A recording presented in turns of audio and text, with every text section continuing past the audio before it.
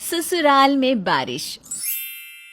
वैसे देखा जाए तो बारिश के मौसम को सबसे हसीन मौसम कहा जाता है। कुछ लोग तो इसे पकोड़े खाने का मौसम भी कहते हैं। पर रुकिए रुकिए, अगर हिंदुस्तान की महिलाओं से बारिश के बारे में पूछेंगे तो उनका बारिश के मौसम के बारे में कुछ अलग ही कहना है।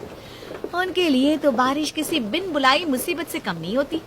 उनकी राय में तो बारिश मतलब वो मौसम जहाँ छत से कपड़े नहीं सूखते, घर में कीचड़ के पैर बने हुए मिलते हैं, अचार पापड़ नहीं बना सकते आप, और सबसे बड़ी मुसीबत मिडिल क्लास घरों में सीलन और पपड़ी की मुसीबत। अब इन्हीं सबसे परेशान है हमारी राजनगर मोहल्ले में रहने वाली मीना भाभी और उनकी देवरानी कविता भी। कहाँ रह गई दोनों? अरे क्या हुआ? अरे हम दोनों भीग के आए हैं, जरा टॉवेल तो दीजिए और गर्मा गर्म चाय और थोड़े भजिए भी बना दो प्लीज। हाँ हाँ, अभी तो ये आपका रोज का हो जाएगा, चाय और पकोड़े, चाय और पकोड़े। चलो आप दोनों अपने आप को सुखा लीजिए, मैं और भाभी पकोड़े बना देते हैं। हाँ हाँ, आज तो मजा ही आ जाएगा। चलिए भैया जल्दी से तैयार होकर आते हैं। परेश और रवि जब तक अपने आप को सुखाते हैं तब तक मीना और कविता ने चाय और पकोड़ों का बंदोबस्त कर लिया था। अब सब लोग मजे से बैठकर पकोड़े खाने ही वाले थे। क्या खुशबू आ रही है भाई पकोड़ों की। हाँ भैया, बारिश का मजा ही अलग है, कितना मजा आता है ना। रवि का इतना बोलना ही था कि ऊपर से पपड़ी गिरकर उसकी चाय में आकर गिर गई। अरे ये क्या हो गया? क्यों? अब लो ना बारिश का मजा। जरा ऊपर देखो कितनी सीलन हो गई है। इसीलिए मैं भाभी से कहती हूँ कि छत पर इतने गीले कपड़े मत डाला कीजिए। देखिए अब क्या हो गया।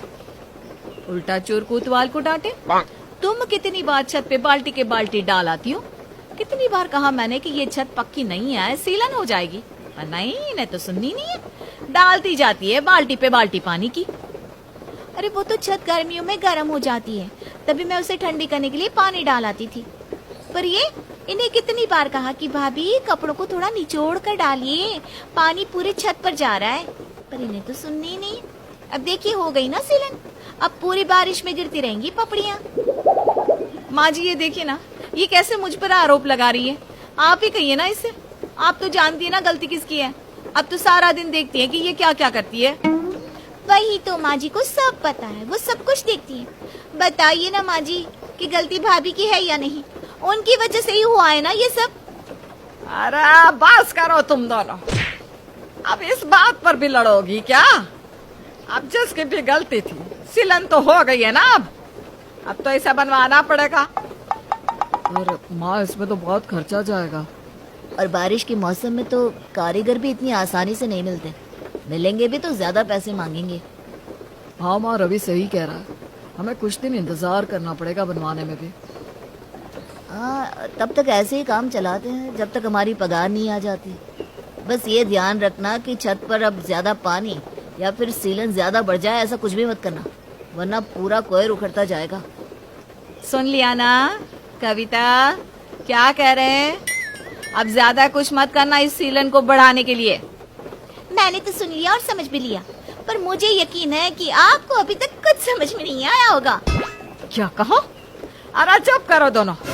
तुम दोनों अब ध्यान रखना कि जब तक ये बनवा नहीं लेते तब तक ना तो छत पे ज्यादा पानी गिराना है और ना ही पपड़ियाँ बढ़े, ऐसा कुछ भी करना है, ठीक है?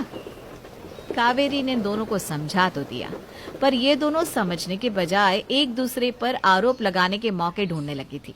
इन्हें तो बस बहाना चाहिए था कि कैसे वो एक दूसरे को गलत साबित कर सके।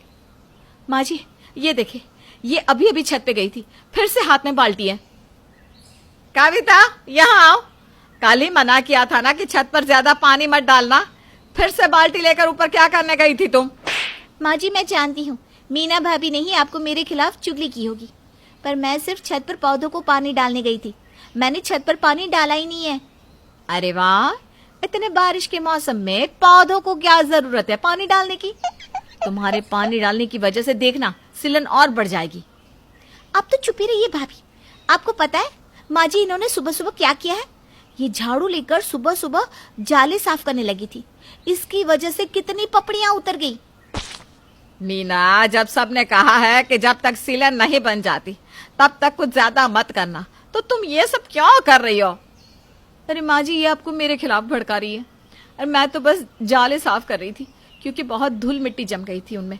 और ये आपको ना बढ़ा चढ़ा कर बता रही है। ये कान भरना और चुगली करना आपका काम होगा भाभी, मेरा नहीं। मैंने तो जो देखा बस वही सच बताया माँ जी को। अरे इस सिलन से ज्यादा मुझे लगता है तुम दोनों का दिमाग ठीक करने की जरूरत है। तुम दोनों के दिमाग में सिलन हो गई है। कावेरी चाहे कुछ भी कह ले, मीना और कविता पर उनकी बातों का कोई असर नहीं हो रहा था। उन दोनों को तो बस एक दूसरे की गलतियां दिख रही थी। अरे मीना, कविता, यहाँ आओ दोनों। तुमसे कहा था ना कि बाहर बारिश हो रही है, इस सिलन से पानी टपक रहा है, तो यहाँ कोई बर्तन क्यों नहीं रखा? मैंने तो रखा था माँ जी, सच में। आपने कहा और मैंने उसी वक्त रख दिया था। हाँ, और आपको क्या लगता है यहाँ से बर्तन किसी भूत ने उठा लिया? भूत ने ना सही, भूतनी भी तो हो सकती है ना माँ जी। माँ जी देखिए ना, भाभी मुझे भूतनी कह रही है। एक तो खुद बर्तन रखना भूल गई है और मुझे कह रही है। मैंने कहा ना, मैंने बर्तन रखा था। ज्यादा मत बोलो, तुमने ही हटाया होगा मुझे नीचा दिखाने के लिए। मेरे पास इतना खाली समय नहीं है आपकी तरह जो मैं आप पर बर्बाद करूं। माँ जी देखिए ना। अरे चुप करो दोनों। अब क्या हुआ माँ? इन दोनों से मैं तो परेशान हो गई हूँ सच में। तुम दोनों रोज रोज एक ही बात पर लड़ते थक नहीं जाती? मैं कहा, ये लड़ती रहती है। हाँ, आप तो जैसे दूध की धुली हुई है ना भाभी। मीना और कविता आपस में लड़ ही रही थी। ऊपर से बच्चों के खेलने की आवाज आने लगी। एक मिनट, ये टिंकू और पिंकी ऊपर छत पर क्या कर रहे हैं? हाँ चलो चल कर देखते हैं। सब लोग ऊपर छत पर जाते हैं और देखते हैं कि बच्चे पानी के साथ खेल रहे थे। टिंकू क्या कर रहा है? क्या हुआ मम्मी? मैं तो रोज ही ऐसे खेलता हूँ। रोज पानी से खेलते हो? हाँ, हम दोनों यहाँ पानी से खेलते हैं। ये लो, खुदा पहाड़ निकला चूहा। तुम दोनों एक दूसरे पर इल्जाम लगा रही थी और यहाँ तुम्हारे बच्चे ये सब कांड कर रहे थे। अब क्या कहना है तुम दोनों का? सॉरी भाभी, मैंने बेवजह ही आप पर आरोप लगा दिया। मैं भी माफी मांगती हूँ, मैंने भी पता नहीं क्या क्या कह दिया। चलो, अब यह मसला तो सुलझ गया। अरे चलो, नीचे बारिश शुरू हो गई है। अरे नीचे कहाँ चले, आज तो बारिश में नहाएंगे जम के। वैसे भी कल से कारीगर आ जाएंगे सिलन को बनवाने। हाँ हाँ चलो भैया। और सब लोग साथ में बारिश में नहाने लगते हैं। तो आपके घर में बारिश को लेकर क्या क्या ड्रामा होता है, हमें जरूर बताइएगा।